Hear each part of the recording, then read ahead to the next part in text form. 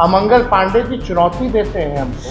17 महीने की जो हम लोगों की सरकार थी, आप सब लोगों को पता था कि हम लोगों ने मिशन 60 की शुरुआत की। मुजफ्फरपुर में पहले इलाज हुआ, फिर पटना रेफर किया गया। पटना रेफर किया गया तो 4-5 घंटे लगे और इसी चलते उस बच्ची की जान चली गई, क्योंकि जब तक 5,000 करोड़ का पीएमसीएच बिल्डिंग बनेगा, जब तक बनता रहेगा, किसी की मजाल नहीं है आईएस ठाकुर को बदल सके। नमस्कार, मेरा नाम आलोक है। आप लाइव स्ट्रीम देख रहे हैं। विपक्ष के नेता तेजस्वी यादव ने ये बड़ा आरोप लगाया है बिहार के स्वास्थ्य मंत्री मंगल पांडे पर। देखिए, मंगल पांडे को वो अमंगल पांडे कह रहे हैं और कह रहे हैं कि जो स्वास्थ्य व्यवस्था चरमराई हुई है। जब तेजस्वी यादव सूबे के स्वास्थ्य मंत्री थे, उन्होंने क्या काम किया और कैसे आईएस ठाकुर जो कि पीएमसीएच के सुपरिटेंडेंट हैं, मेडिकल सुपरिटेंडेंट हैं, उन्हें क्यों लाया गया? क्योंकि वो चॉकलेट दे सकें। जब तेजस्वी यादव की सरकार चली गई, उसके बाद भी उन्हें एक्सटेंशन दिया गया और जिस डॉक्टर अभिजीत को तेजस्वी यादव ने हटाया था, उन्हें फिर लाया गया और फिर हटाया गया। सिर्फ लिपापोती की जा रही है। मुजफ्फरपुर के कुर्नी में जिस तरह से घटना हुई, एक बच्ची के साथ दुष्कर्म हुआ, पीएमसीएच आती है वो बच्ची, और 4-5 घंटे डिले किया था। उस पीएमसीएच की बात कर रहे हैं जिसे वर्ल्ड क्लास बनाने की बातें कर रही है नीतीश सरकार। अब ऐसे में एक तरफ जहां चिराग पासवान को भी इशारों में तेजस्वी यादव ने खूब धोया है, दमभर सुनाया है, वहीं मंगल पांडे और आईएस ठाकुर पर भी सवाल खड़े किए हैं। जब तक पीएमसीएच बनता रहेगा, तब तक आईएस ठाकुर वहां से नहीं हटेंगे। क्यों?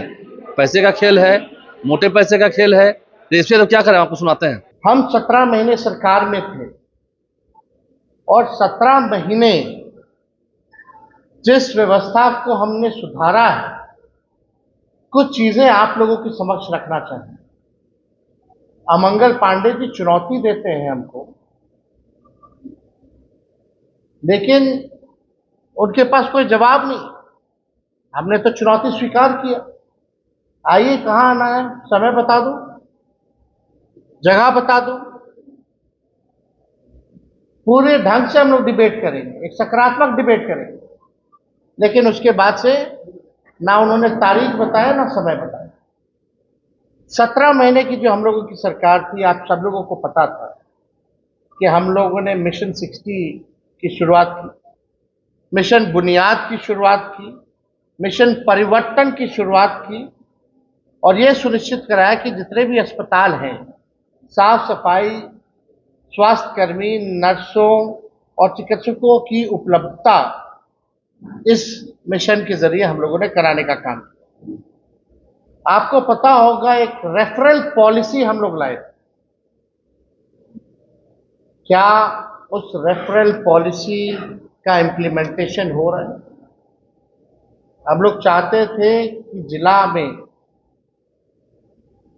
ऐसी व्यवस्था हो ताकि उनको बहुत अति गंभीर मसला हो तभी जो है उसको रेफर किया जाए, और उसके लिए एक पॉलिसी बनाएगी। तो जो घटना कुर्नी का हुआ, मुजफ्फरपुर में पहले इलाज हुआ, फिर पटना रेफर किया गया। पटना रेफर किया गया तो 4-5 घंटे लगे और इसी चलते उस बच्ची की जान चली गई। क्या रेफरल पॉलिसी जो हम लोगों ने बनाया था, क्या उसका पालन किया जा रहा है? जिलाओं के अस्पतालों में विशेषज्ञ डॉक्टरों की नियुक्ति हम लोगों ने कराने का काम किया। स्वास्थ्य उपकरण की उपलब्धता हम लोगों ने कराई। दवाएं जो 278 फ्री में मिला करती थी, हमारे आने के बाद 611 मुफ्त में दवाएं जो है मिलने लगी। और यही नहीं, जो लापरवाह डॉक्टर थे, देश के इतिहास में किसी राज्य में एक साथ 700 डॉक्टर का बर्खास्त किसी और सरकार ने नहीं किया, बल्कि वैसे डॉक्टर जो 10 साल से 5 साल से जो अस्पताल नहीं आते थे, काम पे नहीं आते थे, उसको ले जाकर के कैबिनेट से हमने 700 डॉक्टरों को हमने जो है बर्खास्त करने का काम किया। आज क्या व्यवस्था है, आपको ऑन रिकॉर्ड बताएंगे कि क्या इन लोगों का सिंडिकेट है, इन लोगों का माफिया कैसे स्वास्थ्य विभाग में चलता है। किस प्रकार से रिटायर्ड डॉक्टरों को रखा जाता है, उनसे काम लिया जाता है। हमारे पास कई उदाहरण भी है, लेकिन उससे पहले हम लोगों ने पब्लिक हेल्थ कैडर लाया था, जिसमें 1,60,000 लोगों की बहाली होनी थी। हम कैबिनेट भी ले गए, मुख्यमंत्री जी द्वारा रोका भी गया, लेकिन अब क्या हो रहा है, क्यों नहीं पब्लिक हेल्थ कैडर को लागू किया जा रहा है, जहां डॉक्टरों की, नर्सों की, स्टाफों की, सबकी भर्ती होनी थी, ताकि कोई चीज में कमी ना रहे, मरीजों को इलाज हो जाए, चाहे टेक्नीशियंस हों, उनकी उपलब्धता हो, नर्सेज, डॉक्टर्स, जो भी जरूरत की चीजें अस्पताल में होनी थी, उसके लिए हम लोगों ने पब्लिक हेल्थ कैडर लाने का काम किया। लेकिन ये नकारा सरकार को कोई मतलब नहीं है कि भर्ती जो है वो कराए। कितना पद का सृजन हम लोगों ने कराया स्वास्थ्य विभाग में, सब लोगों को पता है। अब आप देखिएगा कि कल एक एक्शन लिया गया है, और एक्शन में एक डॉक्टर जो है, उनको डॉक्टर अभिजीत को जो है बर्खास्त किया गया है। अब हमारे पास ये चिट्ठी है, जब हम पीएमसीएच गए थे छापा मारने, जब स्वास्थ्य मंत्री बने थे, तो औचक निरीक्षण जब हमने किया था पीएमसीएच का, वो तारीख क्या है, 6 सितंबर 2022, और 6 सितंबर 2022 जब अस्पताल हम पहुंचे थे, जो कमियां पाई गई थी पीएमसीएच में, उस समय हमने डॉक्टर अभिजीत को हटाया, स्पष्टीकरण मांगा गया और प्रपत्र का गठित किया गया, और उनके जगह पर डॉक्टर सरफराज का अपॉइंटमेंट हम लोगों ने कराया। और हमारी सरकार गई और डॉक्टर अभिजीत को मंगल अमंगल पांडे जी ने फिर लाया, जो लापरवाह डॉक्टर है, जिस पे हमने कार्रवाई की थी।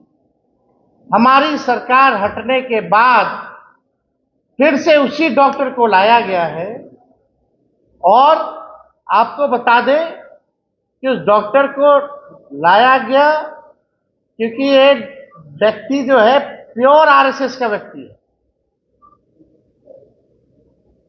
और यही नहीं, कल केवल कार्रवाई की गई है लिपापोती के लिए। फिर से ये वापस आने वाले हैं जब मामला ठंडा आ जाएगा तो। और ये पूरा प्रकरण किसको बचाने के लिए किया जा रहा है? ये पूरा प्रकरण डॉक्टर आईएस ठाकुर, जो मेडिकल सुपरिटेंडेंट है, रिटायर्ड व्यक्ति है पीएमसीएच का, उसको बचाने के लिए ये दिखावटी कार्रवाई की गई है। डॉक्टर आईएस ठाकुर 31 जनवरी 2024 को रिटायर्ड हो गए,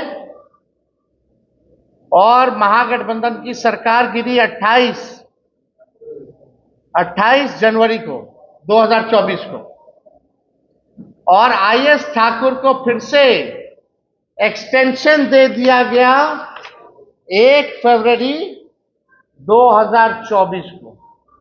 यानी हमारी सरकार गिरी 28 जनवरी को और 1 फरवरी को, यानी उनके रिटायर्ड हुए 31 जनवरी को।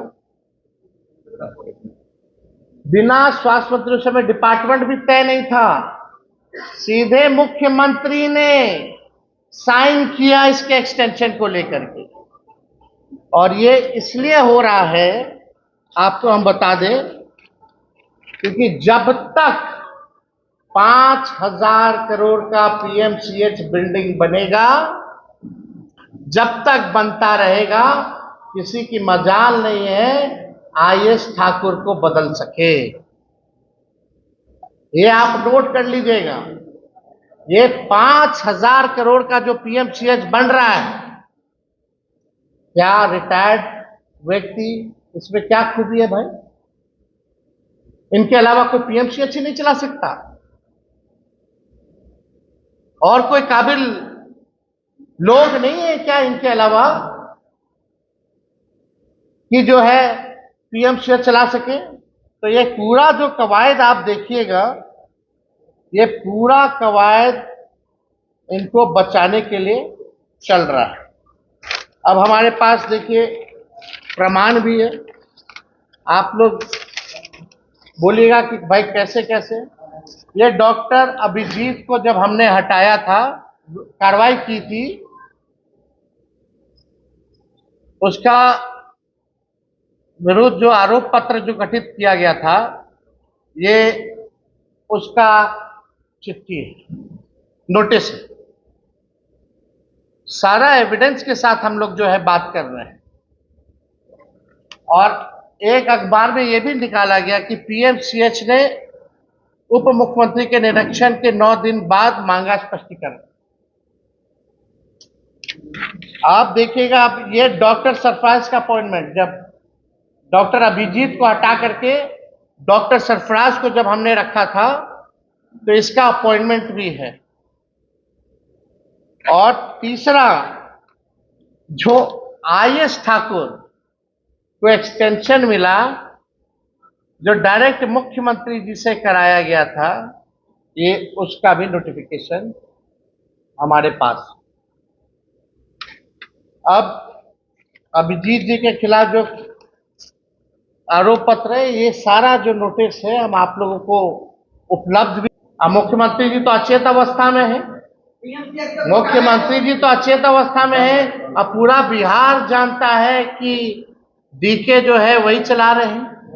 अधिकारियों का ट्रांसफर हो, पोस्टिंग हो, जितने इंजीनियर, रिटायर्ड इंजीनियर को ही एक्सटेंशन मिलता है, उनके घर छापा पड़ता है तो करोड़ों रुपया मिलता है। ये जितना रिटायर्ड डॉक्टर है, जितना सुपरिटेंडेंट बना हुआ है, अगर छापा पड़े तो बड़ी कार्रवाई होगी। और डीके गैंग के जितने अधिकारी हैं, सबका पैसा विदेश में है, सब बच्चों को विदेश पढ़ा रहे हैं, सारा निवेश बिहार को लूट करके विदेश भिजवा रहे हैं पैसा। कल को कार्रवाई होगी तो बाहर दूसरे देश की नागरिकता ले लेंगे, वहीं रह जाएंगे। यही हो गया सिस्टम बिहार का। अब हम ये बोलेंगे तो लोग हमको और लालू जी को फिर गड़ी आएगा। मुद्दे पे नहीं बात करने वाला, ये भाजपा वाला लोग, जदयू वाला लोग, एनडीए वाला लोग मुद्दे पे नहीं बात करेगा। हमको गाली देंगे, फलना गाली देंगे, ना मुद्दे पे बात करो। अगर हम गलत बोल रहे तो उसका खंडन करो, और चुनौती दे करके हम स्वीकार कर ले तो भाग जाएंगे। बुलाइए डिबेट के लिए, जहां बुलाना है बुला, एक दिन पहले सूचित कर दे, खाली एक दिन पहले, 24 घंटा पहले। अभी आपने कहा कि जब तक भवन बनेगा, एक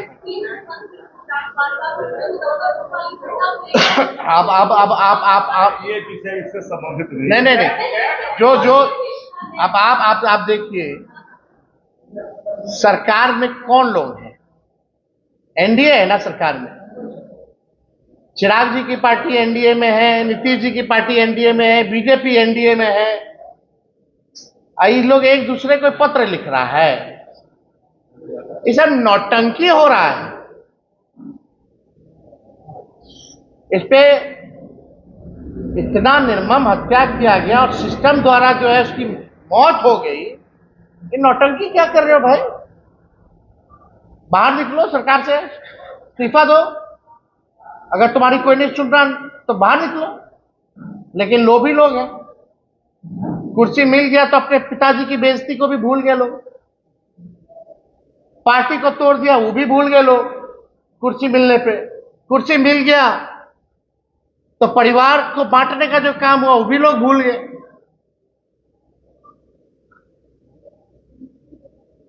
ये चिट्ठी क्या होता है? अरे चिट्ठी तो मेरा काम है लिखना, और हम लिखते भी हैं, लिखेंगे भी। आप जाते हैं, मिलते हैं, आप लोग सरकारें के नाम हैं, चाहे केंद्र में हो या राज्य में हो। लेकिन आप बताओ, मुख्यमंत्री जी क्या उस चिट्ठी का जवाब देंगे क्या? अरे मेरा चिट्ठी का जवाब आज तक नहीं दिए, तो उनका चिट्ठी का जवाब देखते क्या है? चिराग पासवान जी, अगर मुख्यमंत्री आपको 24 घंटा में चिट्ठी ना लिखे तो आप क्या कीजिएगा? नहीं लिखेंगे तो what you will do if you will not write letter back to you? ये खाली दिखावटी मिलावटी राजनीति बिहार की जनता जानती है। गिड़गिड़ के आंसू बहाने से कुछ नहीं होने वाला। रंग जैसे गिड़गिड़ बदलता है, मगरमच्छ के आंसू जैसे दिखावटी है, उससे कुछ होने वाला नहीं है।